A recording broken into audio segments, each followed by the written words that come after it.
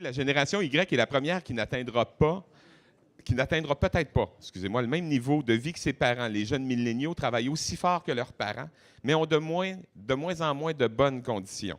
Et parmi ces conditions de travail, on parle, entre autres, des disparités au niveau des régimes de retraite et d'assurance. Notre prochain panel, qu'on a intitulé « La fin des clauses de disparité de traitement et après », arrive à point nommé. Pour les gens qui avaient lu le journal ce matin, vous avez vu passer une nouvelle du dépôt d'un projet de loi hier par le gouvernement libéral qui vise justement à mettre fin aux clauses de disparité de traitement. Pour entreprendre cette discussion-là, 3 invités, toujours menés de main de maître par notre animateur, M. Vézina. Et vous avez déjà votre micro, alors je vous laisse aller et on parle le compteur maintenant. Et merci, M. Hudon. C'était très amusant, cette vidéo-là. Il y avait beaucoup de gens qui parlaient, vous ne l'avez peut-être pas entendu, là, mais le nombre de messages passés sur un ton humoristique et ce qu'il y avait comme données là-dedans, là, fournissait un tableau assez précis de la situation. Ça méritait d'être revu en boucle et j'imagine qu'on peut le trouver, en tout cas, je vous espérer, sur le site de la FTQ. Ceci dit, les clauses de disparité de traitement qui se sont multipliées au Québec, donc avec des classes différentes et souvent dans les mêmes unités, dans les mêmes entités, évidemment, ça crée toute une série de tensions. En principe, ça devrait maintenant ne plus être permis. Mais est-ce que ce sera le cas? Vers quoi s'en va-t-on? Ici, vous avez 3 personnes qui vont être en mesure de nous donner un peu la situation, mais l'évolution dans le temps. Le premier, vous connaissez peut-être... Ah oui, Serge Cadieux. Il est associé à l'FT. Non, sans blague, Serge Cadieux est secrétaire général de la Fédération. Il a été élu lors du 30e congrès en novembre 2013, réélu en 2016. Ce que je note, c'est que diplôme de l'Université de Montréal en relations industrielles, en santé et en sécurité du travail, baccalauréat en sciences juridiques de l'Université du Québec et membre du barreau depuis 1992. Ça s'appelle un bagage, merci. À côté, Mme Dalia Gesualdi Fecteau, je savais que je me barrais, qui est professeure au département des sciences juridiques de l'UQAM, elle est docteur en droit, professeure au département des sciences de la Faculté de sciences politiques et de droit de l'UQAM, chercheur au Centre de recherche interuniversitaire sur la mondialisation du travail. Et elle s'intéresse, entre autres, à l'effectivité des normes minimales d'emploi, aux clauses de disparité de traitement, le sujet d'aujourd'hui, et la notion d'égalité de traitement ainsi que les nouvelles formes d'emploi, entre autres choses. Et Mme Sophie Tremblay, qui est présidente de Force Jeunesse, qui est avocate en droit du travail, commerciale et en gouvernance d'organisation. Force Jeunesse est une organisation à but non lucratif qui défend les droits des jeunes travailleurs et travailleuses et encourage la présence de la relève au sein des lieux décisionnels et qui a été fondée en 1998. Je vous parlais d'évolution. D'abord, laisser la parole à Serge Cadieux pour nous parler de... Quand on parle de la fin de ces clauses de disparité, c'est qu'à un moment donné, elles sont apparues. Et pouvez-vous nous rappeler un peu comment tout ça s'est développé? Oui, bien, écoutez, il faut se rappeler qu'en 1999, le gouvernement du Québec a modifié la loi sur les normes du travail pour interdire les doubles échelles de salaire, les doubles standards en matière de vacances, de congés. Et à ce moment-là, de mémoire, il n'existait pas de clause de disparité de traitement dans les différents régimes de retraite ou des assurances collectives. Évidemment, quand il est arrivé la crise boursière en 2008, on a vu que nos régimes de retraite étaient plombés au niveau de la solvabilité puis de la capitalisation. Et là, quand on se présentait aux tables de négociation pour renouveler les conventions collectives, bien, les employeurs qui avaient des régimes à prestations déterminées, bien, ils arrivaient et ils disaient, bien, écoutez, on paye des cotisations d'équilibre plus élevées que les cotisations régulières, donc il faut faire de quoi. Puis évidemment, les employeurs n'avaient pas moyen de fermer les régimes de retraite parce qu'ils n'étaient pas solvables. Ça aurait pris des gros chèques pour les fermer. Donc, ils disaient, bien, on vous touchera pas aux travailleurs qui sont actuellement en emploi, on vous touchera pas, vous autres. Mais on va introduire un régime de retraite qui est moins coûteux pour l'employeur, où il y a moins de responsabilités en termes de déficit. Donc, on va mettre en place un régime à cotisation déterminé pour les nouveaux salariés. Évidemment, ça crée à la base un problème d'équité intergénérationnelle et on va discriminer une classe de travailleurs sur la base des nouveaux travailleurs, donc principalement des plus jeunes travailleurs. Ça a commencé à se mettre en place. Et à un moment donné, ça a pris une ampleur énorme, ces disparités de traitement-là. Je peux juste vous donner quelques chiffres. L'actuaire en chef du gouvernement fédéral a fait une étude en 2004 et 2014 pour tout le Canada. Ils ont répertorié qu'il y avait 18 000 travailleurs en 2004 qui étaient visés par une clause de disparité de traitement en matière de régime de retraite. En 2014, 10 ans plus tard, ce chiffre-là était passé à 581 000 travailleurs. Au 31 décembre 2015, ce chiffre-là était passé à plus de 720 000 travailleurs. Aujourd'hui, probablement, on parle, pour l'ensemble du Canada, probablement au-dessus d'1 million de travailleurs qui sont visés par une clause de disparité de traitement. Uniquement au Québec, il y en a 150 000 à 200 000 selon nous. Puis, évidemment, pour nous, c'est important que le législateur puisse intervenir et poursuivre le travail qui avait commencé en 1999 sur les doubles échelles de salaire. Pourquoi le législateur doit intervenir? Parce que souvent, on entend, ben oui, mais les syndicats ont juste à ne pas accepter des doubles standards en matière de régime de retraite. Ça, c'est facile de dire ça en théorie, hein? Parce qu'il faut savoir que notre régime de relations de travail, notre régime de négociation a été conçu sur un équilibre du rapport de force. Et là, manifestement, quand tu arrives en négociation, puis que l'employeur te propose un nouveau régime de retraite pour les nouveaux salariés, je ne connais pas beaucoup de comités de négociation qui ont accepté. Mais là, l'employeur, il dit, c'est du monde que tu ne connais pas encore, qui ne sont pas encore à l'emploi, je te fais une offre finale, puis va faire rejeter ça en Assemblée générale, ou il fallait accepter. Donc, les gens en Assemblée générale sont assis, puis ils disent au syndicat, il se passe quoi si je refuse? Bien, il y a une possibilité d'avoir un conflit, d'aller en grève. Là, le monde, ils disent, vous nous demandez de sortir en grève pour du monde qui ne sont même pas encore à l'emploi. Donc, ça prend des héros, ça, pour sortir en grève pour du monde qui ne sont pas encore à l'emploi. Donc, l'employeur a profité d'un déséquilibre du rapport de force pour forcer les travailleurs à accepter des doubles standards en matière de régime de retraite. Après ça, on l'a vu apparaître dans les régimes d'assurance collective. De plus en plus, les régimes d'assurance, on l'a vu là, puis on va le voir demain, de plus en plus, le coût des régimes d'assurance collective augmente de plus en plus. Donc, on a vu le phénomène intervenir. Donc, évidemment, on est intervenu beaucoup auprès du gouvernement. On a même fait des conflits. Hein. La FTQ, là, depuis 2016, il y a eu 5, 6 ou 7 conflits liés directement à des clauses de disparité de traitement en matière de régime de retraite. Ce qui est important, c'est qu'en 2016, le 1er janvier 2016, et Michel Montour en a parlé tantôt, la loi sur les régimes complémentaires de retraite a été modifiée. Nous, à la FTQ, on est intervenus avec les autres grandes centrales syndicales au Québec, puis il y avait tout le milieu patronal. Parce que, évidemment, il y avait 3 chantiers. Le municipal, là, que ça n'a pas bien été, l'universitaire, que ça a été mieux, puis dans le privé, où on s'est entendu.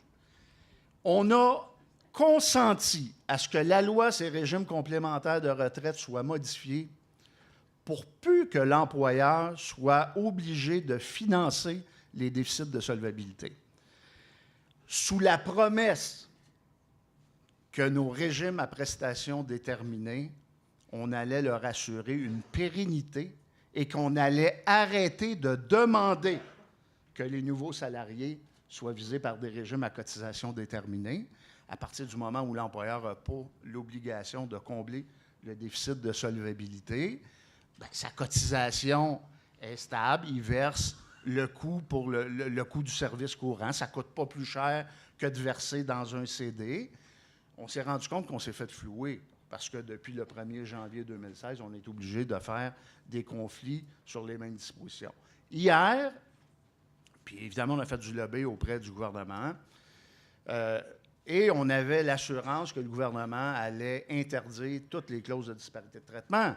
Puis écoutez, c'est pas compliqué. Il y a une motion qui a été présentée à l'Assemblée nationale le 1er décembre dernier par Gabriel Nadeau-Dubois, demandant que toutes les clauses de disparité de traitement en matière de régime de retraite, d'assurance collective, prennent fin au plus tard au mois de juin. Cette motion-là a été adoptée à l'unanimité par tous les parlementaires à l'Assemblée nationale, donc y compris le Parti libéral. Hier, la ministre du Travail a déposé le projet de loi 176.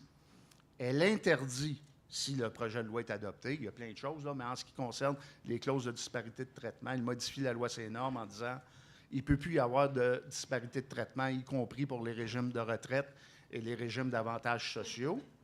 Le hic, c'est qu'elle donne une amnistie totale pour tous les régimes actuellement qui sont orphelins. Donc, tous les travailleurs et les travailleuses qui actuellement sont soumis par une clause orpheline dans le régime de retraite ou le régime d'assurance, l'employeur n'est pas obligé de corriger la situation. On va le faire uniquement pour les futurs employés. Donc, évidemment, la bataille n'est pas finie. C'est le dépôt d'un projet de loi.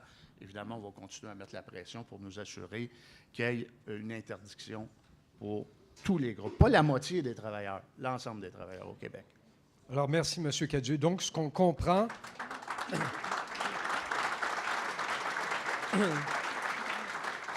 Ce qu'on comprend, c'est qu'il n'y en avait pas. Il y en a eu. Ça s'est développé. Vous avez donné des chiffres assez éloquents là-dessus. Là, on dit ça arrête, mais entre-temps, ceux qui auront profité de la brèche, ça pourra continuer ici, selon le projet de loi. On verra.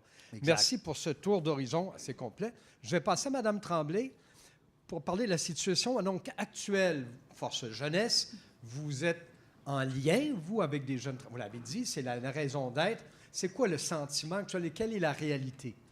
Oui, bien en fait, je pense que M. Cadieux a fait un très bon portrait de la situation. Puis, Force Jeunesse, en gros, on représente les jeunes de 18 à 35 ans, donc ceux qui s'apprêtent à entrer sur le marché du travail ou qui viennent tout juste d'y entrer, puis qui peut-être sont justement victimes, entre autres, d'une clause de disparité de traitement auprès de leur employeur. Et le sentiment, bien, ça fait écho aussi un peu à la capsule de Louis T qu'on a vue en introduction. Il y a déjà beaucoup de précarité, beaucoup d'endettement, l'accessibilité à la propriété est difficile chez les jeunes. Puis si, en plus, quand on arrive au travail, on est discriminé, en fait, parce qu'on a eu la malchance d'arriver après une certaine date, c'est sûr que ça crée beaucoup de tension, de frustration, puis des fois un peu de ressentiment face aux générations qui nous ont précédés. Puis en même temps, bien, il y a les groupes comme Force Jeunesse qui sont là pour militer, pour faire de la représentation politique, conscientiser les élus face à la problématique. Puis on a, entre autres, beaucoup travaillé dans les dernières années pour que la politique québécoise de la jeunesse, la stratégie d'action jeunesse aussi, reconnaissent qu'il y a un problème au niveau du traitement inéquitable des jeunes en emploi, puis en fasse un axe d'intervention. Donc ça, c'était en 2015-2016, puis c'est le gouvernement libéral, justement, qui s'est engagé formellement à analyser toutes les clauses de disparité de traitement qui existent dans les régimes de retraite, dans les conventions collectives, puis à y mettre fin, à trouver des solutions pour y mettre fin. On avait beaucoup d'espoir envers le projet de loi 176 là, qui était déposé hier. On a été consulté pendant l'été dernier, l'automne, avec la ministre du Travail. On a fait beaucoup de travail en coulisses, de concert avec la FTQ notamment, puis on avait vraiment espoir que ce soit finalement quelque chose qui soit réglé, surtout qu'il y a unanimité chez les partis politiques à l'Assemblée nationale sur la question. Les aides jeunesse se sont prononcées, tous les partis politiques ont adopté des motions où on pris parole publiquement pour dire que c'était quelque chose qui devait être éradiqué, qui était néfaste pour les jeunes. Là, on a une victoire en demi-teinte parce qu'on l'interdit pour le futur, mais on vient créer une clause de disparité de traitement sur les clauses de disparité de traitement dans le projet de loi. Donc, c'est sûr que là, c'est encore un enjeu qui va demeurer d'actualité sur lequel on va continuer, nous, d'intervenir, puis espérer peut-être en commission parlementaire de faire changer cet aspect-là du projet de loi. Dans la vie de tous les jours, est-ce que vous avez, parce que là, vous en parlez sur un plan global, est-ce que vous avez des échos, jeunes travailleurs, qui témoignent de leur situation, qui disent, regarde, dans mon lieu de travail, là, il y a carrément deux, je ne dirais pas deux clans, mais il y a deux classes, et regardez ce que ça nous fait et en quoi ça peut, à la limite, nous démobiliser. Est-ce que vous avez des témoignages de ce genre-là? On en a de la part de nos membres individuels, de nos membres associatifs aussi. En 2012-2013, on avait d'ailleurs fait une étude de toutes les conventions collectives qui étaient en vigueur à l'époque au Québec. On avait répertorié les clauses de disparité de traitement, puis il y avait à peu près 15% des conventions collectives qui avaient une clause de disparité. Puis effectivement, c'est sûr que c'est quelque chose qui n'est pas toujours facile quand on est un jeune syndiqué, puis dans le fond, il faut suivre des fois aussi le front commun ou dans le fond, la position officielle. Ça crée beaucoup de tensions entre les plus jeunes et les plus vieux. Puis nous, c'est pas ça qu'on veut. Au contraire, on voudrait qu'il y ait une solidarité entre toutes les cohortes de travailleurs. Mais effectivement, même dans les milieux non syndiqués, ça existe aussi. Puis c'est encore plus insidieux puis plus difficile à démontrer parce que chaque travailleur a ses conditions individuelles de travail. Donc, c'est quelque chose dont on parle dans tous nos colloques auxquels on a des témoignages. Dans le fond, dans tous les milieux, ça peut être... c'est difficile des fois de mettre un doigt sur exactement combien de gens, qui est visé nécessairement, mais définitivement, c'est un enjeu qui est de plus en plus présent dans les conditions des jeunes en général. Madame Gesualdi Fecteau, on a parlé du passé jusqu'à aujourd'hui, de la situation actuelle, sans vous demander de lire dans une boule de cristal, ce qui est toujours assez audacieux. Qu'est-ce que l'on peut présumer à partir d'aujourd'hui pour la suite des choses? Est-ce que déjà on voit se dégager là, un retour à une certaine normalité? Au contraire, ça va encore davantage se fissurer. Qu'est-ce que l'on peut anticiper à partir de maintenant? Bien, avant d'anticiper, je pense que c'est important de regarder un peu dans le rétroviseur aussi sur le front juridique. Moi, c'est ça mon champ. Donc, vous allez me permettre juste de faire certaines petites précisions. Je pense que la table est vraiment très bien mise. Quand on a adopté en 1999, quand l'Assemblée nationale a adopté en 1999 le projet de loi qui interdit maintenant les disparités de traitement, ce qu'on est venu spécifier, c'est qu'on interdisait les disparités de traitement, donc une condition de travail moins avantageuse, une disparité donc fondée sur la date d'embauche. Ce qui s'est passé, ça a été bien dit par M. Cadieux, c'est que les disparités de traitement ont émergé après 1999 dans les régimes de retraite. Et on s'est posé la question, est-ce qu'un régime de retraite, c'est une condition de travail au sens de la loi sur les normes du travail? Et c'est ça toute la particularité quand on parle à un parterre de syndiqués, c'est que la loi sur les normes du travail ne parle pas de régime de retraite a priori. Donc, il y a eu une certaine controverse, notamment devant les tribunaux, donc une controverse jurisprudentielle, à savoir, est-ce que les régimes de retraite sont une condition de travail au sens de la loi sur les normes? Et on n'a pas une jurisprudence abondante sur cette question-là, une décision qui pose des particularités sur lesquelles je ne m'attarderai pas, la décision dans l'affaire Groupe Page Jaune. Mais finalement, ce n'était pas satisfaisant ce qu'il y avait dans l'article 87.1 de la Loi sur les normes du travail pour adresser justement les disparités de traitement dans les régimes de retraite. Donc, c'est ce qui nous amène aujourd'hui, effectivement, au projet de loi 176 qui a été déposé hier, qui n'est pas adopté. Il faut vraiment s'en rappeler. Et il y a là-dedans quand même, et je tiens à le souligner, d'importants gains pour les travailleuses et les travailleurs du Québec, notamment en ce qui concerne les agences de placement de personnel et autres mesures permettant disons, démarquer le temps de travail et le temps hors travail. Mais moi, j'aimerais revenir sur la question de la mesure transitoire qui a été évoquée par M. Cadieux, qui prévoit finalement que pour tous ces travailleurs et travailleuses, et on sait qu'il y en a énormément au Québec, bien qu'on n'ait pas de statistiques précises sur la situation québécoise, des personnes visées par une disparité de traitement dans les régimes de retraite, ce qu'on sait, c'est que ces personnes-là qui vivent avec les milieux de travail, qui vivent avec une disparité dans les régimes de retraite, ne seront pas visés par la disposition proposée par le projet de loi 176. La question est, est-ce qu'il y aurait d'autres solutions qui auraient pu être préconisées ou qui pourraient, parce qu'on est dans un contexte, évidemment, où il y aura des consultations particulières faites par le gouvernement. Est-ce que d'autres solutions auraient pu être préconisées?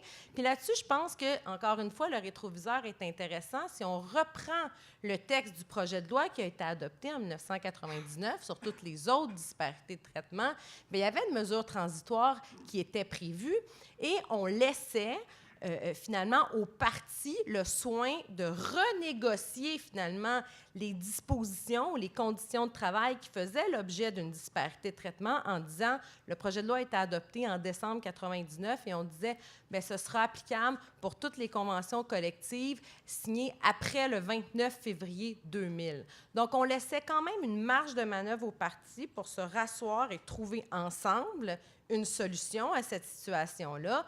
Et on peut donc se poser la question, dans le contexte actuel, est-ce que ce ne serait pas aussi ce qui devrait être envisagé, à savoir une période transitoire qui pourrait être peut-être une convention collective, peut-être un peu plus longue, pour permettre aux parties de trouver une solution.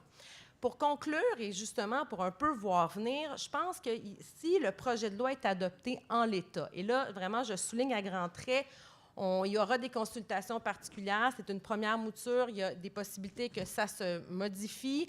Et je crois d'ailleurs que l'ensemble des partis de l'opposition vont se prononcer contre cette mesure, justement, qui va faire en sorte une grande partie des travailleurs et travailleuses vont être encore visés par une disparité de traitement. Mais on va avoir deux situations. Hein, on va avoir les salariés qui composent déjà avec une disparité de traitement et pour lesquels le projet de loi, s'il est adopté dans l'État, ne changera rien, et ceux qui seront visés par cette protection-là qui sera ajoutée dans la loi sur les normes du travail. Ceux qui sont protégés, que va-t-il se passer? Est-ce qu'on va être dans un contexte où l'ensemble des régimes à prestations déterminées vont être maintenus? Il faut se poser la question. Et dans les milieux de travail où les boules de cristal nous disent que ce ne sera possiblement pas le cas, compte tenu des enjeux de rapport de force entre les parties à la table de négociation, il faut se demander vers quoi on va transiter. Et c'est là, vous allez en parler, je pense, dans le prochain panel, que les régimes de retraite à financement salarial peuvent être une voie intéressante pour l'avenir. Donc ça, c'est une chose pour celles et ceux, les travailleuses et travailleurs qui seront protégés par la nouvelle mouture de la loi sur les normes et dans les milieux de travail où peut-être que ce n'est pas réaliste de penser que les régimes de retraite à prestations déterminées classiques, ceux qu'on a toujours connus, pourront perdurer. Les deuxièmes groupes de travailleuses et travailleurs auxquels il va falloir penser, c'est toutes celles et ceux qui sont visés par une disparité de traitement et pour qui la loi, si elle est adoptée dans l'État, je souligne encore, c'est mon côté juriste fatigante qui radote un peu, mais si c'est adopté dans l'État, qu'est-ce qu'on fait pour ces gens-là? Bien, moi, ça fait plusieurs années que je réfléchis à une disposition dans la loi sur les régimes complémentaires de retraite. J'ai débattu de cette question-là avec plusieurs personnes. Il n'y a pas de consensus et il n'y a pas de décision des tribunaux non plus. Mais il y a quand même un article dans cette loi sur les régimes complémentaires de retraite, l'article 34, qui prévoit que, et je ne rentrerai pas dans les détails, il y a certaines conditions, que des personnes qui font le travail équivalent dans le même établissement doivent jouir de droits équivalent. Hein? Et c'est quoi un droit équivalent? Là, c'est tout le débat et c'est toute la question. Et moi, je suis prête à débattre de cette question-là, mais je pense qu'il y a une analyse à faire. Qu'est-ce qu'un droit équivalent? Et il y a peut-être là, sur le front juridique, une clé de voûte. Maintenant, le problème, et j'en parlais tantôt avec M. Cadieux, de ces recours, c'est qu'on traite à la pièce des situations dans un milieu de travail. On n'adresse pas la question de façon systémique comme une loi peut le faire, ce qui cause problème parce qu'on fait, comme on dit en anglais, du patchwork. Hein?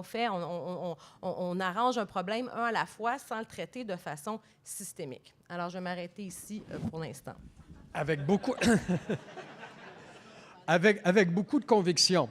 Merci. Non, mais je retiens quelque chose. C'est vrai que ça peut créer une situation absurde où vous avez un premier groupe de travailleurs un peu plus âgés qui bénéficient de conditions très avantageuses, un deuxième qui a suivi qui est aux prises avec des disparités de traitement et un troisième plus jeune qui va profiter des mêmes conditions avantageuses que les aînés, donc ceux du milieu se retrouvent pris en sandwich. C'est à peu près ça, là. Non. C'est pas ça du tout.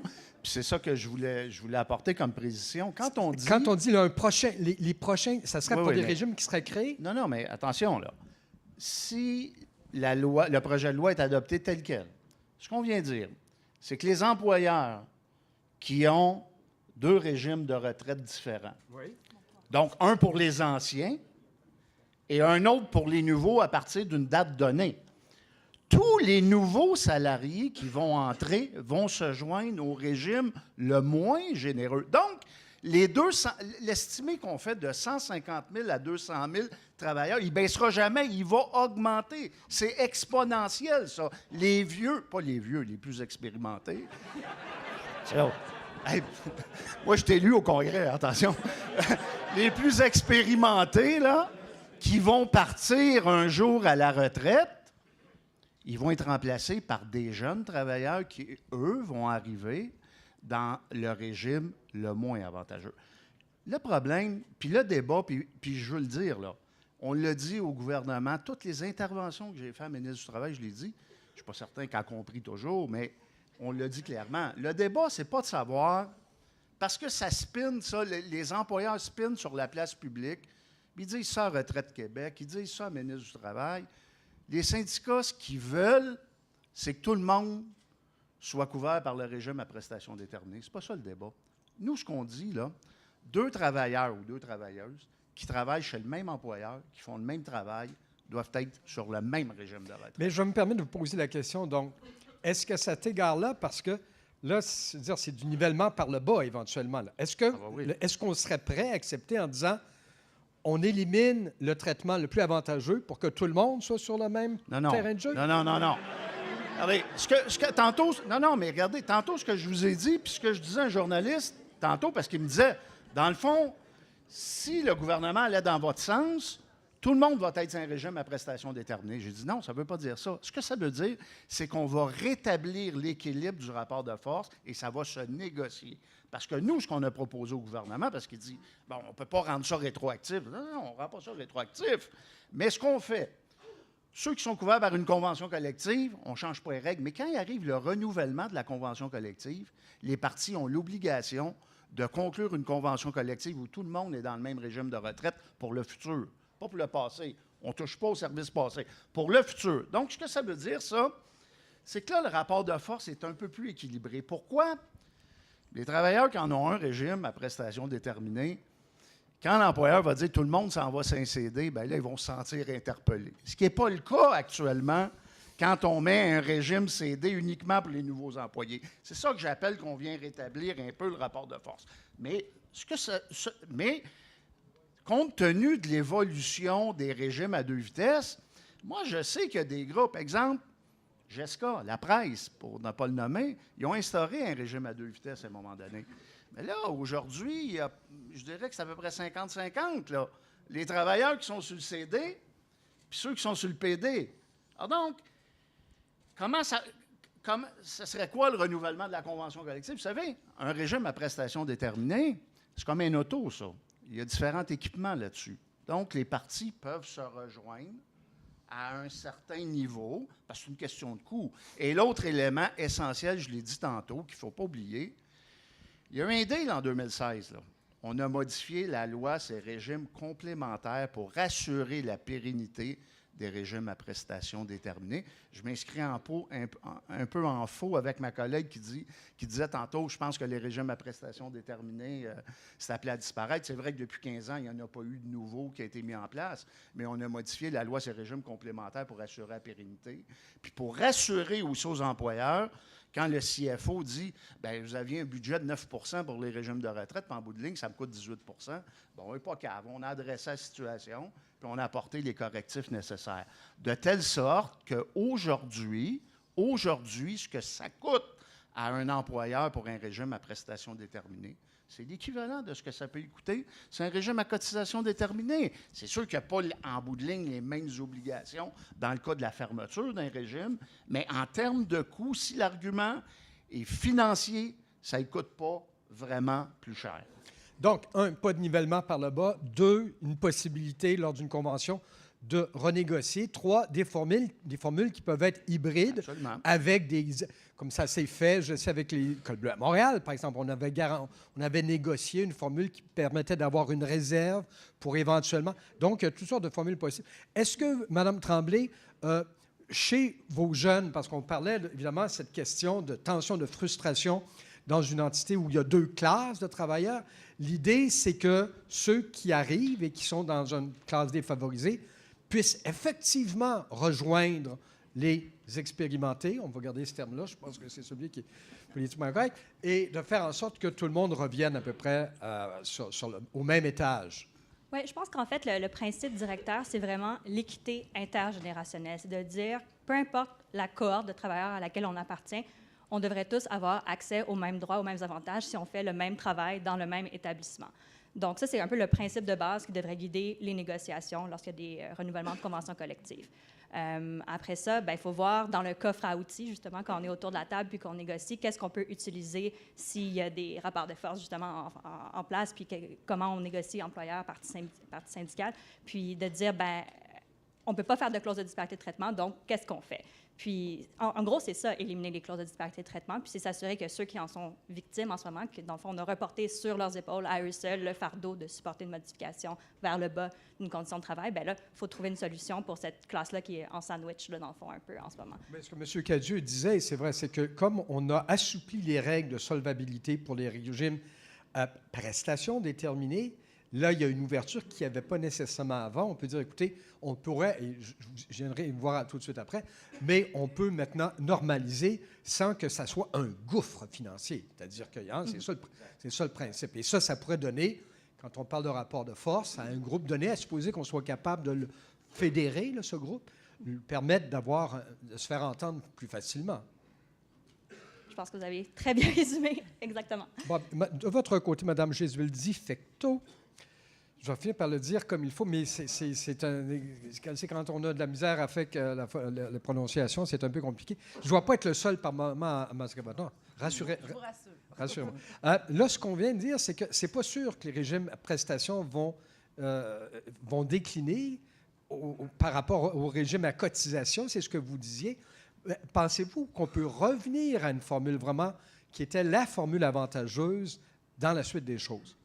Moi, je ne suis pas la personne la mieux placée pour avoir un insight ou un feeling sur ce qui se passe sur le terrain. Moi, je suis assez d'accord que je ne pense pas que du jour au lendemain, les régimes à prestations déterminées vont disparaître. Moi, je vous dirais, en tant que juriste, ma lunette, c'est plus advenant une situation où, dans un milieu de travail donné, il y a une forte volonté de l'employeur de bouger d'un régime à prestations déterminées classique vers autre chose. Que fait-on? Et s'il y a une disposition comme celle qui est proposée dans le projet de loi 176 est adoptée, bien, ça va faire en sorte qu'effectivement, on pourra voir ce qui s'est vu dans les dernières années, mais il n'en demeure pas moins, et que donc, effectivement, cette idée de solidarité ou d'équité intergénérationnelle, je pense qu'il y a aussi une question de solidarité intergénérationnelle là-dedans, qui est autrement plus complexe dans un contexte de négociation collective qui a été décrit par M. Cadieux. Mais qu'est-ce qu'on fait dans un milieu de travail donné? Qu'est-ce qui serait considéré comme étant, je dirais, conforme aux dispositions de la loi qui pourrait être adoptée si, dans un milieu de travail donné, on veut transiter vers un régime à prestations déterminées, vers autre chose? Je pense qu'une des solutions, et là, je ne suis pas une experte de ces questions-là, je pense que vous allez en parler dans le prochain panel, mais je pense qu'une des solutions, c'est de peut-être lier un régime à prestations déterminées classique à un régime à financement salarial pour le service futur. Donc, pour le passé, les gens visés par le régime à prestations déterminées sont encore visés par le régime à prestations déterminées et pour l'avenir, sont régis par un RRFS, comme on appelle. Donc, là, il y aurait effectivement possibilité de peut-être assurer une meilleure solidarité intergénérationnelle, tout en fort possiblement, en tout cas, selon ce qu'on comprend du texte de la loi qui a été du projet de loi qui a été proposé, être conforme aux dispositions. Je pense que c'est une solution qui va devoir être explorée. Évidemment, je suis assez d'accord, puis je ne voulais pas laisser cette impression-là. Je ne pense pas qu'il faut sonner le glas ou annoncer la fin des régimes à prestations déterminées classiques, mais je pense qu'il faut être conscient, et vous êtes certainement les mieux placés dans ce parterre pour m'en parler, qu'il y a des milieux de travail où, malgré l'adoption d'une disposition comme celle-là, la pérennité des régimes à prestations déterminées classiques vont quand même être peut-être questionnable, cette pérennité-là. J'aimerais reprendre la même formule que tout à l'heure, c'est-à-dire qu'on a à peu près une demi-heure de discussion de fait. Là. On a quand même campé pas mal la situation actuelle et ce vers quoi ça peut évoluer. D'avoir encore des témoignages, des commentaires pour avoir vos feelings dans la salle. Revenir avant de terminer avec une période de questions. Et monsieur ici, en vous identifiant, s'il vous plaît. Bonjour, Alexandre Fréchette, je suis représentant des travailleurs de l'aluminium d'Alma Métallo. Chez nous, on a eu, ce que Mme Fecteau vient de, on a un PD et un RRFS qu'on a créé, qu'on gère. D'ailleurs, on a des nouveaux avec nous autres aujourd'hui pour commencer à aborder tout ça. L'entrée de jeu que tu as fait, Serge, tout à l'heure, tu parlais de héros. Présentement, il y a 1030 héros à Bécancour qui sont en lock-out, principalement pour des raisons de... Bon, il y a le respect de l'ancienneté, je pense que c'est quelque chose d'important pour tout le monde ici dans la bâtisse, puis de lié au régime de retraite. Alcoa et Rio Tinto possèdent l'aluminerie de Bécancour. Rio Tinto a passé dans ses syndicats dans d'autres alumineries, ils sont rendus là. Il y a plein de gens dans le privé. Mes collègues métallos connaissent bien ça. Je pense qu'on a 4 ou 5 conflits de ceux que tu faisais allusion qui sont chez nous, dans le privé, qui a eu des pertes de salaire, tout ce qui vient avec ça. En plus, Bécancour, parenthèse, on finance tout ce low-cost-là en passant. Hydro-Québec a le cours allégué Act of God en décrétant un lock-out. Je comprends que les entreprises sont glorifiées, mais ce n'est pas encore des dieux. Ils ont eu le droit de se libérer de l'obligation d'achat. Ça nous coûte collectivement 600 000 $ par jour en perte de revenus pour Hydro-Québec. C'est un scandale. Ceci dit, écoutez, c'est un appel à la solidarité que je viens faire. Je me permets d'être légèrement hors d'ordre. Ces gens-là passent au travers jusqu'au moment où la job de lobbying aura porté ses fruits. Ils ont besoin d'aide. Ils ont besoin de soutien. Ils ont besoin de soutien chez eux sur la ligne de piquetage, ceux qui ont déjà vécu des conflits. Ceux qui n'en ont pas, allez-y, allez vous saucer. Ça fait du bien pour les syndicalistes, ça redonne la fougue. Mais ça va prendre de l'argent aussi. Donc, allez dans vos assemblées, consultez votre monde. Puis, ils ont besoin d'eux autres parce que la gratte, elle continue tout le temps. Il faut arrêter ça, puis on peut faire quelque chose ensemble là-dessus. C'est tout. Bravo. Bravo.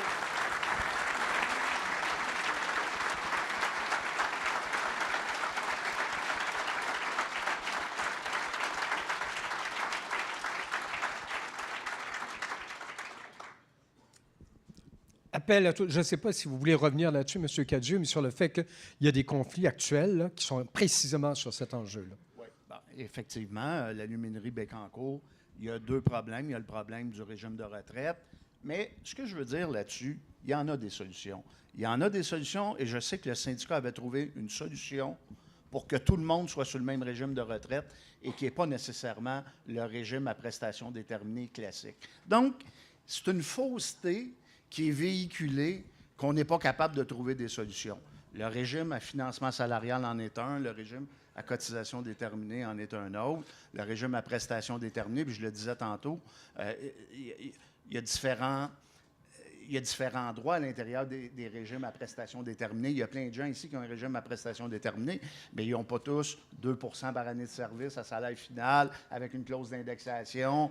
Puis il y en a qui ont la règle 80, 85, donc l'âge de la retraite. Donc, les coûts sont différents des régimes de retraite. Donc, il y a moyen de trouver des solutions. C'est tellement vrai qu'il y a moyen de trouver des solutions. On en a toujours trouvé des solutions pendant une négociation classique. On l'a toujours fait. L'autre chose qui est importante de dire, là, puis l'intervention du collègue, il parle de Rio Tinto. Vous savez, dans le fond, là, le lobby que le milieu patronal a fait auprès du bureau du premier ministre, là, c'est des multinationales. Là. C'est les Rio Tinto de ce monde, Bombardier,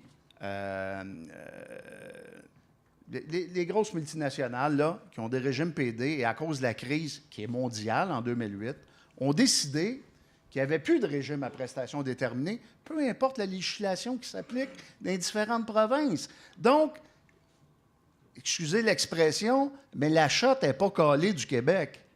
Elle est calée du siège social qui, eux, ont pris une décision corporative qui vont migrer tout le monde vers un régime à cotisation déterminée sans tenir compte de la législation applicable dans les différents pays ou dans les différentes provinces. Donc, on fait face à un obstacle qui est idéologique. Et le gouvernement, dans le fond, là, en accordant à ces employeurs-là une clause d'amnistie, vient danser avec eux, là, sans tenir compte de la propre législation que lui-même a adoptée au 1er janvier 2016, sans tenir compte des nouveaux régimes de retraite qui ont été mis en place depuis 2008. Et le gouvernement va même tenir une consultation dans les mois qui suivent sur des régimes à prestations cibles. Alors donc, tu sais, à un moment donné, ça devient...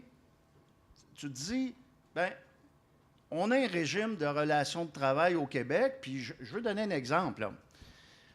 Le gouvernement a modifié le Code du travail il y a 1 an pour les employés du secteur municipal en disant que le rapport de force des syndicats dans le secteur municipal était débalancé. Il était trop gros face aux municipalités, face aux maires, les maires compte tenu qui étaient élus, puis tout ça. Ils ont modifié le régime en disant on va équilibrer le rapport de force. Pourquoi ils ne font pas la même chose pour les clauses de disparité de traitement? Le rapport de force est déséquilibré. Il y a moyen de trouver des voies de passage, mais pour trouver ces voies de passage-là, Vous savez, il faut être deux pour danser le tango. À partir du moment où l'employeur dit ben moi, je suis assis sur une clause de disparité de traitement où on m'assure que même si c'est illégal pour les autres employeurs, c'est légal pour moi. Pourquoi je vais faire l'effort de trouver une solution? Il n'y a pas d'incitatif à trouver un effort à partir du moment où tu as la bénédiction du gouvernement, puis il vient dire, parce que c'est un peu absurde, là. Ce qu'on vient faire avec la clause d'amnistie, on vient rendre légal ce que le projet de loi veut interdire. C'est assez absurde, là, quand on y pense comme il faut, là. Mais on n'est pas à une absurdité près, là. Mais on va essayer de les convaincre que ça ne fait pas de sens. Parce que un des arguments du gouvernement qui s'est fait convaincre par les grands employeurs, c'est de dire, si vous remettez ça au jeu lors de la négociation, il risque d'avoir des conflits de travail. Il va y avoir un rapport de force, c'est sûr. Mais il ne faut pas oublier, là, puis je l'ai dit tantôt, il y a de plus en plus de nouveaux travailleurs qui ont pris de l'ancienneté, puis des travailleurs plus expérimentés qui ont pris leur retraite. Ce qui fait en sorte qu'il y a plusieurs groupes où tu as entre 40 et 60 % de travailleurs qui sont dans un groupe ou dans l'autre. Puis il ne faut pas oublier non plus ce que Michel Monteau, je ne sais pas si c'est Michel Monteau qui disait tantôt, que la solvabilité des régimes à prestations déterminées, la moyenne est à 97 %. Écoutez, les employeurs qui ont en tête, ces gros employeurs-là, il ne faut pas se compter d'histoire, là. Ils veulent fermer les régimes PD. La journée où les régimes vont être totalement solvables, ils vont vouloir faire la job à ceux qui ont un régime PD, ils vont vouloir le fermer, puis ils vont y soigner sur le régime à cotisation déterminée, puis les jeunes travailleurs vont dire « Bien, vous n'avez pas pensé à nous autres. Quand il était le temps de penser à nous autres, pourquoi on penserait à vous autres? » Donc, il y a toute une stratégie en arrière de ça où le gouvernement se fait complice de cette stratégie-là. C'est pour ça qu'il est important qu'on puisse les interdire maintenant, puis qu'on puisse permettre aux partis, le temps qu'un rapport de force existe, de pouvoir s'entendre via la libre négociation pour savoir dans quel régime de retraite pour les futurs l'ensemble des travailleurs de l'entreprise vont se retrouver. Monsieur ici. Allô? Paul D'Amico, à IMTA. Ça fait un bon moment que je milite pour ce dossier-là aussi, pour nos jeunes. On est affligés par des clauses orphelins depuis déjà 2 conventions collectives. La plus récente est au niveau des assurances, l'autre avant était dans notre régime de retraite chez Rolls-Royce Canada. Je suis absolument d'accord avec ce que vous dites. Normalement, la négociation devrait régler ça et effectivement, on devrait être capable, s'il y avait un rétablissement de cet équilibre de force, de remettre les choses à la bonne place. Par contre, je suis aussi d'accord avec la question des multinationales. Rolls-Royce en est une. Et oui, le mot d'ordre partait d'Angleterre et non pas du Québec. Mais à la fin de la journée, toutes ces grosses compagnies-là ont des codes d'éthique. Dans le code d'éthique, à chaque fois, c'est écrit qu'on est là et on ne va surtout pas défier les lois locales, on va s'adapter aux lois locales. Quand on a un peuple qui pense, puis qui dit à son gouvernement, puis son gouvernement qui pense, puis qui met une loi en fonction, ça ne devrait pas être une multinationale qui vient nous dire comment ça va se passer chez nous. C'est nous autres qui devraient dire à ces gens-là, à qui on donne des droits de venir faire du travail ici, d'exploiter nos ressources, nos gens, notre place. C'est à nous autres encore à dire ça. Puis c'est dans tous les pays du monde qu'il faut faire ça. Il faut garder nos droits. Bon, à partir de là, si on pense qu'on a des droits puis que ces gens-là, ils sont plus forts que nous autres, bien là, on peut collapser. Sinon, on doit dire à notre gouvernement, regarde, mets tes culottes, on va mettre nos culottes nous autres ici. Là, il y en a qui vont me dire que oui, on va perdre des jobs parce qu'il y a des compagnies qui vont fermer. C'est fort possible. C'est fort possible. Mais à l'heure actuelle où on se parle, chez nous, il y a peut-être une quarantaine d'employés sur 550 qui sont affligés par cette clause-là. Ils sont maintenant, parce que le syndicat a négocié quelque chose d'un petit peu mieux, ils ont mis au RRFS FTQ. là, je ne me ferai pas l'avocat du diable parce que je pense quand même que c'est pas mal mieux que le régime à cotisation déterminé dans lequel il avait atterri. Il y a 2 conventions collectives. Mais on va se mettre d'accord. Moi, j'ai une multinationale qui garantit mon régime de retraite, qui devrait le rendre solvable, puis que si jamais il manque d'argent, bien, que l'argent va tomber par un employeur. Le RRFS n'a pas cette solvabilité-là. Les machinistes, on a passé par là, ici au Québec. On était beaucoup avant, on était 50 000. On a eu un régime multi-employeur. Le régime a fermé ses portes, ça fait pas tellement longtemps, quand que Electrolux a vu ses derniers membres perdre le job. C'est pas quelque chose d'infaillible parce qu'il n'y a pas de backbone en arrière, il n'y a pas un revenu constant qui vient aider ces régimes-là. Et là, ça se pourrait que les gens soient obligés de cotiser plus ou avoir une rente inférieure. Et ça, c'est bien épeurant quand tu l'as vécu par un autre régime multi-employeur. Fait que ce que je veux dire par là, c'est qu'à un moment donné, il va falloir qu'on se tienne debout et dire on veut que notre employeur suive les lois. Si tout le monde trouve que c'est normal de ne pas avoir une clause de disparité de traitement, puis que tout le monde devrait avoir la même chose, dans le moment où on est 500 à avoir ce régime-là, qui, selon moi, est ici, RRFS est là, cotisation déterminée est là, bien, je pense que tout le monde devrait pouvoir l'avoir. Puis je pense qu'on devrait pouvoir se battre. Puis selon moi, j'essaie de dire que oui, on va se rendre en négociation pour l'avoir, mais je pense que ça ne sera pas une bonne nouvelle. Puis dites-moi-les, là, remettre la pâte à dents dans le tube de pâte à dents, là, c'est pas facile. Mais c'est-tu plus facile de dire à 500 personnes, bien, écoutez, peut-être qu'il va falloir, parce qu'il va y avoir des gagnants et des perdants, peut-être qu'il va falloir qu'il y ait des perdants pour qu'on puisse être tout égal. Là, dans le moment, on veut défendre les jeunes et je veux défendre les jeunes. La seule manière que je veux défendre les jeunes, là, c'est peut-être de trader d'autres choses, mais toutes les mettre sur mon régime de retraite à moi.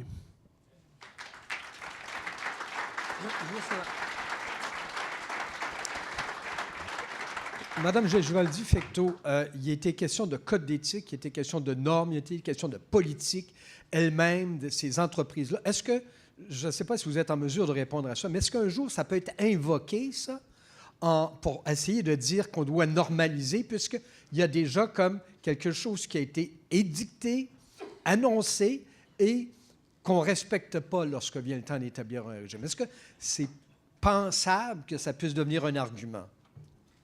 Bien, écoutez, la responsabilité sociale des entreprises, les codes de conduite, les codes d'éthique, c'est quelque chose dont on parle depuis, je vous dirais, 15 ans en droit du travail. On a pensé à une époque que c'était une solution, presque une panacée. Il y a beaucoup de travaux sur cette question-là en Europe, sur les régimes de retraite et les codes d'éthique et comment, finalement, on introduit la question de l'équité intergénérationnelle dans les codes d'éthique. Il y a des travaux là-dessus.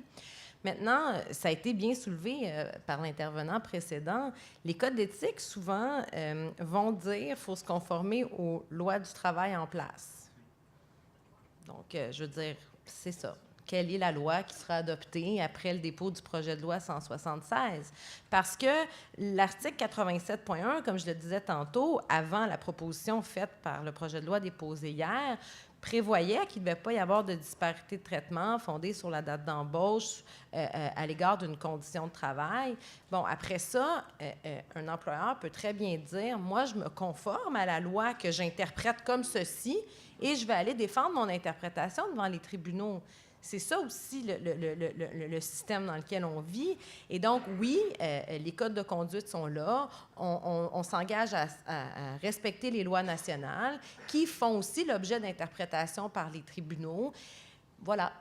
Donc, ça peut être pertinent, mais évidemment, ça a une portée, je pense, peut-être que là, je suis très, très, très cynique et pessimiste, mais je pense que ça a la portée que ça peut avoir, c'est-à-dire on respecte les lois nationales dans leur état et dans l'interprétation qu'on leur donne.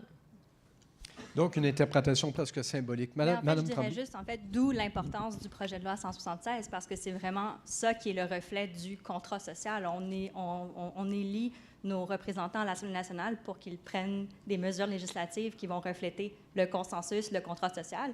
Puis si on dit que c'est correct, finalement, de donner une amnistie à toutes sortes d'entreprises qui ont fait des mesures discriminatoires envers une classe de travailleurs pendant une période de temps donnée, bien, on vient en quelque sorte dire que finalement, bien, pour nous, ça ne dérange pas vraiment qu'il y ait de la discrimination basée sur l'âge et puis sur les jeunes travailleurs.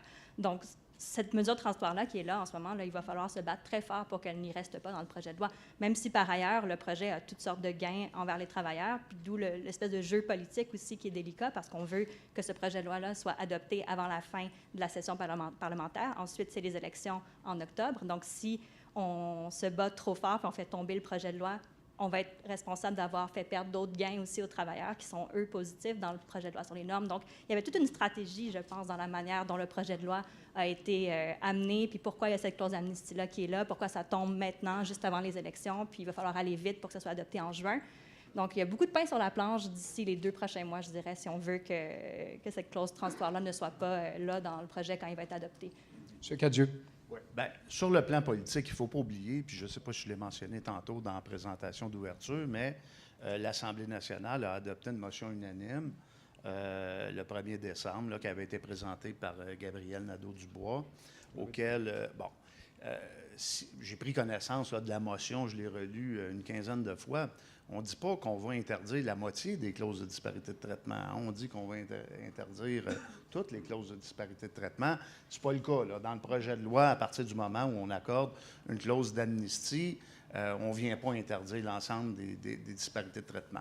Deuxièmement, bon, vous savez, c'est sûr que ça va se poursuivre. Là. C'est sûr, on va aller à la commission parlementaire, il va y avoir des commissions parlementaires particulières. Puis là, on va le voir, le vrai visage du gouvernement. Est-ce que c'est un ballon, le projet de loi 176, pour partir en campagne électorale?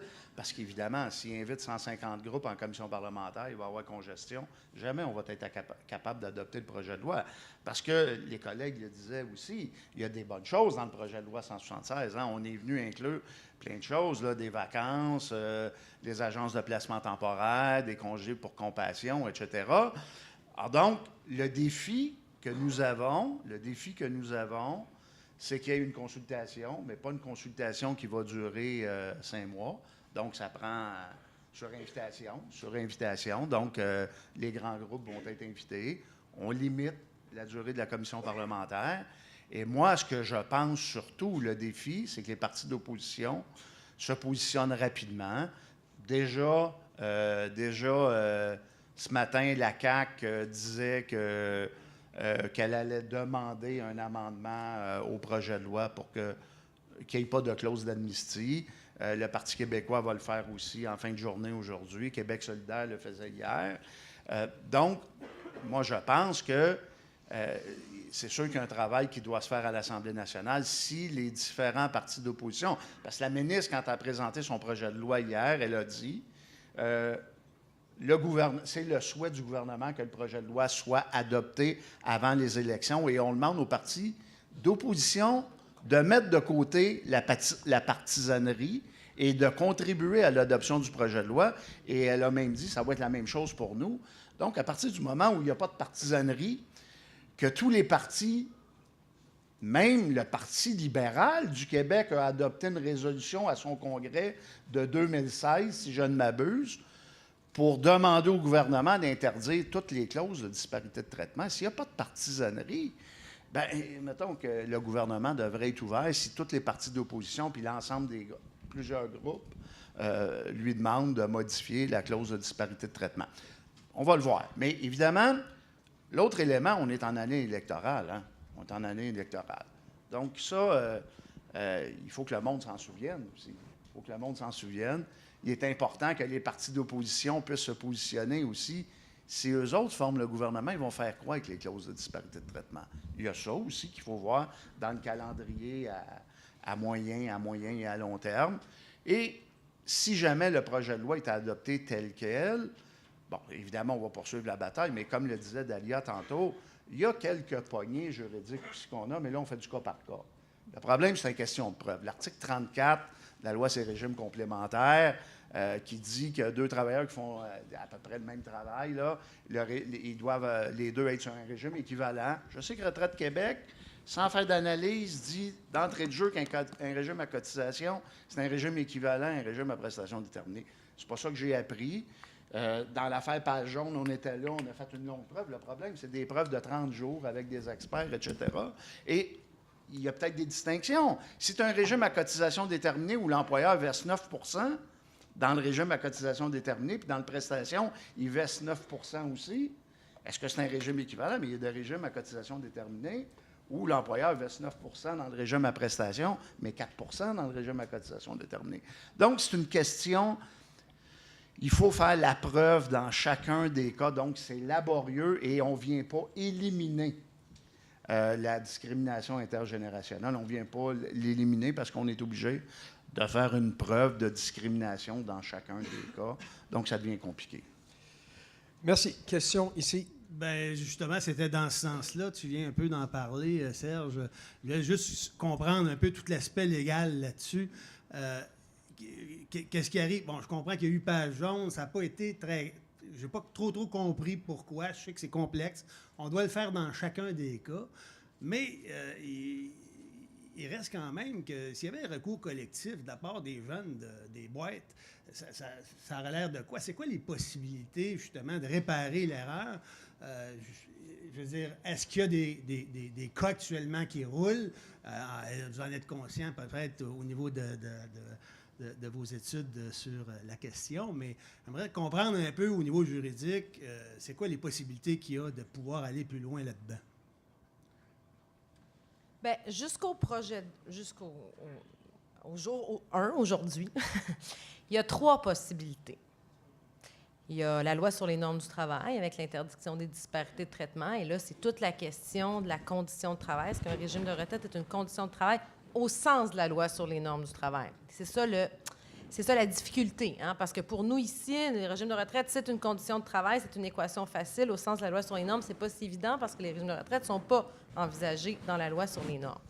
Groupe Page jaune, M. Cadieux pourra peut-être vous en parler. C'est un cas particulier parce que l'argument sur 87.1, moi, j'ai suivi ce dossier-là de très près en lisant la jurisprudence. Et ce qui est intéressant, c'est que ça a été invoqué un peu par après. C'est-à-dire qu'au début, on interprétait vraiment la convention collective. Et après ça, on est venu invoquer 87.1 et la décision sur cette question-là, disons, est-ce qu'elle vide complètement l'argument fondé sur 87.1, le 87.1 actuel? J'en suis pas convaincue. Donc ça, c'est une chose. La deuxième chose, c'est la Charte québécoise. Parce que quand même, dans la Charte québécoise, aux articles 16 et 19 de la Charte, on interdit une discrimination dans la détermination des conditions de travail fondée sur un des motifs. Et un des motifs, c'est l'âge.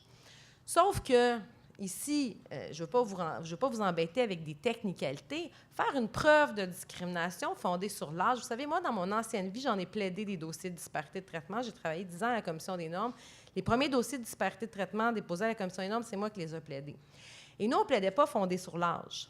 On plaidait sur la date d'embauche. Mais moi, dans mes 2 équipes de travailleurs-travailleuses, ceux qui étaient visés par la disparité puis ceux qui ne l'étaient pas, c'était pas tout le temps évident, la disparité fondée sur l'âge, parce que des fois, il y avait plusieurs travailleurs-travailleuses qui venaient d'être embauchés puis qui bénéficiaient d'un régime plus avantageux, puis un paquet qui venait qui avait été embauché après l'entrée en vigueur de la convention collective et qui n'en profitaient pas. Mais je vais vous dire, dans ces dossiers-là, évidemment, nous, c'est pas ça qu'on plaidait, mais c'était pas du tout évident qu'il y avait une différence d'importance d'âge. Puis pour faire une preuve fondée sur la Charte, donc de discrimination fondée sur l'âge, il faut être capable de la faire, l'analyse statistique, qu'il y a 2 groupes qui se distinguent par leur âge. Donc ça, c'est le deuxième. Le troisième recours possible, je l'ai évoqué rapidement tantôt, c'est l'article 34 de la Loi sur les régimes complémentaires de retraite. Cet article-là dit que les salariés, il y a des conditions particulières à remplir, mais essentiellement qui effectuent les mêmes tâches dans le même établissement après avoir fait un certain nombre d'heures dans l'année, doivent jouir de régimes équivalents sur le plan de droits équivalents. Et c'est ça qui est intéressant. Parce que l'article 34 ne parle pas de régime équivalent. L'article 34 parle de droits équivalents. C'est quoi un droit équivalent? Est-ce qu'on peut prendre la posture? Moi, j'ai déjà écrit là-dessus, puis ce que je dis, c'est qu'il faut comparer effectivement combien l'employeur met dans le régime PD versus le régime CD. Mais je pense qu'il y a une autre strate d'analyse à ajouter là-dessus. La question des droits équivalents, je pense aussi que devrait être analysée dans la perspective de comment s'assume le risque. Est-ce qu'ils s'assument individuellement ou est-ce qu'ils s'assument collectivement? Et là, c'est là que je pense qu'il y a une grosse différence, vous allez être d'accord avec moi, entre le régime CD et le régime PD. Et je pense qu'en matière de droit équivalent, cette question-là va devenir fondamentale. Donc, il y a ces 3 voies-là à l'heure d'aujourd'hui. Maintenant, c'est vrai, ce que M. Cadieux évoquait, c'est des recours individuels. Est-ce qu'il peut y avoir un recours collectif? Plus ou moins, il faut analyser le régime qui fait l'objet du litige et se prononcer sur ce régime-là.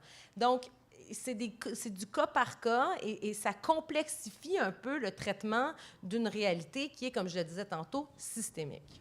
Et c'est pour ça que si ce n'est pas dans le projet de loi, si ce n'est pas englobant, on va devoir continuer à faire du cas par cas. Et on n'aura pas de plateforme, on n'aura pas de framework, si vous me permettez d'expliquer le mot, qui sera uniforme.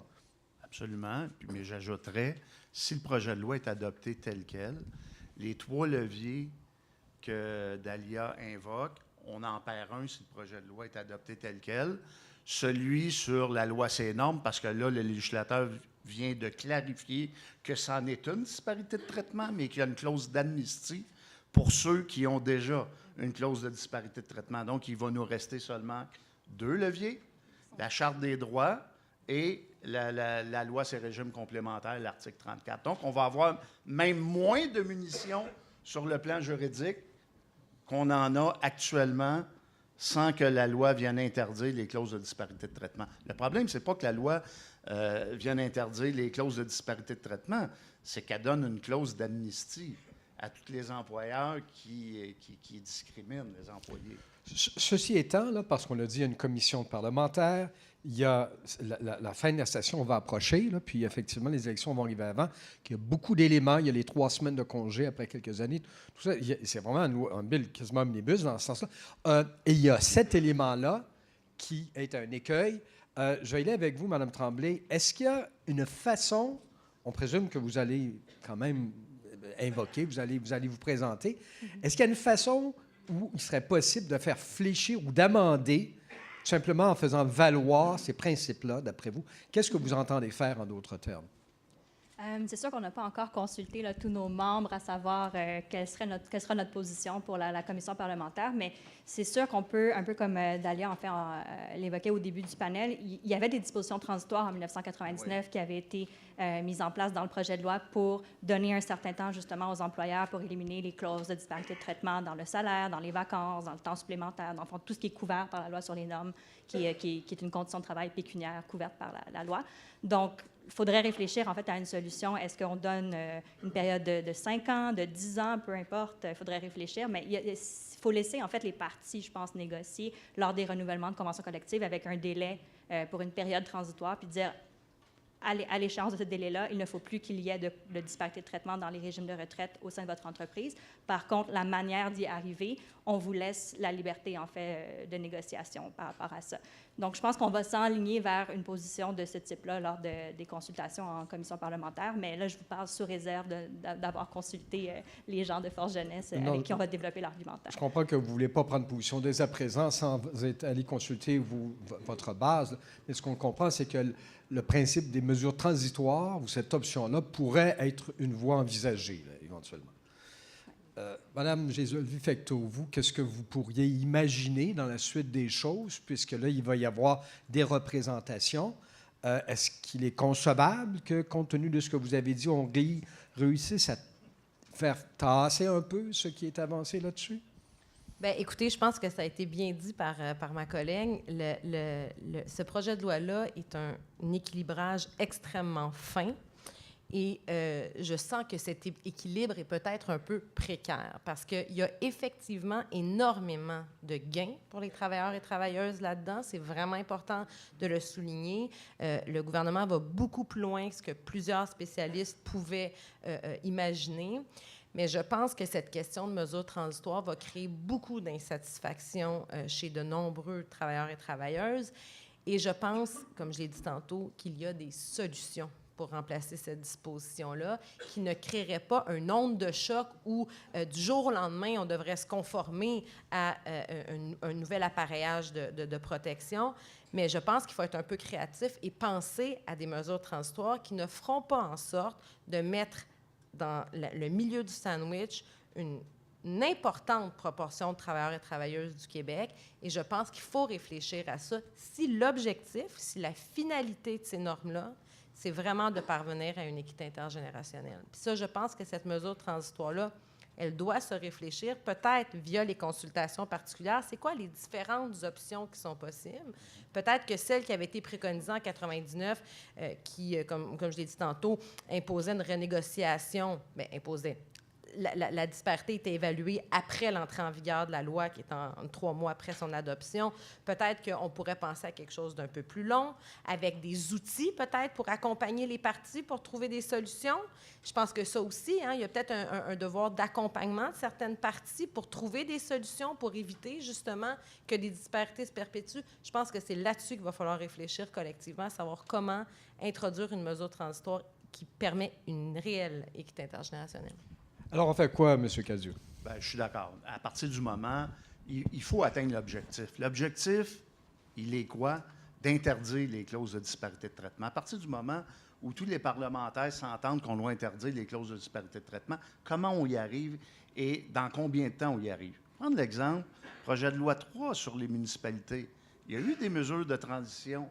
On a fixé c'était quoi l'objectif et on a donné aux partis une période de temps pour négocier, pour arriver à cet objectif-là.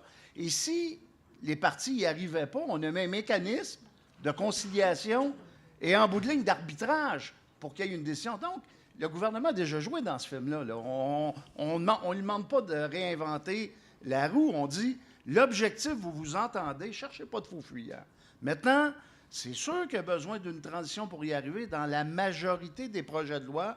Quand on vient changer les règles du jeu actuelles, c'est pas overnight que ça se passe. Il y a une période de transition. Le problème, dans le projet de loi, ils n'ont pas prévu de période de transition. Ils ont donné une clause d'amnistie. Il est là le problème. Donc, c'est sûr que nous, on va aller là en mode solution. On va proposer des solutions pour atteindre l'objectif. Parce que ce que le gouvernement nous dit, on est d'accord, ça n'a pas de bon sens de discriminer les plus jeunes. On est d'accord pour atteindre l'équité intergénérationnelle, mais ça ne touchera pas les 200, 300, 400 000 travailleurs qui vont travailler dans des entreprises qui ont profité de ce système-là. Ça ne tient pas en route, Donc, on espère, puis évidemment, c'est sûr qu'on va, on va tenter de rendre ce message-là accessible à la population, parce qu'évidemment, je vous l'ai dit, on est en année électorale. Il est important aussi que la population connaisse aussi les enjeux, comment le gouvernement va se comporter. Donc, honnêtement, Dalia l'a dit tantôt, hier, c'est le dépôt d'un projet de loi. Mais j'ai des cheveux gris, j'ai vu des projets de loi déposés, puis quand ils ont été adoptés, c'était plus la même mouture, là. Donc, il faut avoir espoir qu'on soit capable de faire modifier les choses. Il est déjà 4h20 à peu près. S'il n'y a pas d'autres questions de la salle, parce que théoriquement, là, on avait commencé un peu plus tard, mais on devait reprendre vers 4h15 pour le dernier panel. Moi, je pense que ça a été bien dit, bien expliqué. Vous comprenez les enjeux. Il y a un projet de loi. C'est un projet de loi où il y a plusieurs dispositions qui sont avancées. C'en est une de celles-là.